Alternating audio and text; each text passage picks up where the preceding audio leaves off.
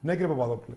Εγώ, επειδή προέρχομαι από το χώρο της δημοσιογραφίας, έτσι ήμουν εκδότης από το 1994 και κατέγραφα τα προβλήματα του Δήμου Ευόσμου τότε, έχω μια διαφορετική προσέγγιση σε αυτό που είπαν οι δημότες.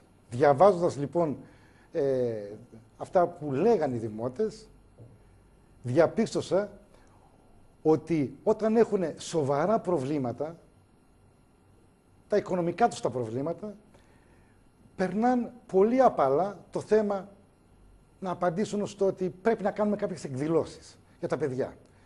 Εντάξει είναι η καθαριότητα.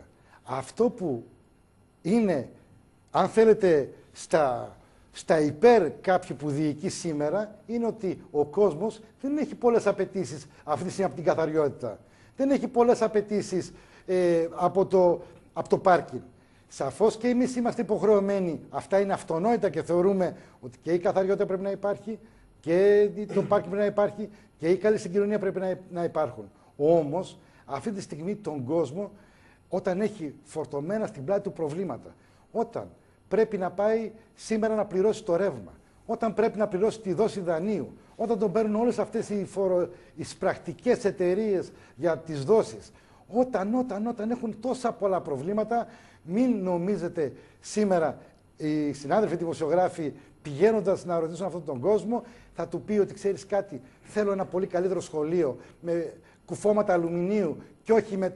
Δεν θα τους πείραζε, κύριε Τριανταφυλλίδη, αν σήμερα τους λέγαμε ότι θα χτίσουμε ένα σχολείο και θα βάλουμε τα παλιά τα κουφώματα. Δεν θα τους πείραζε καθόλου.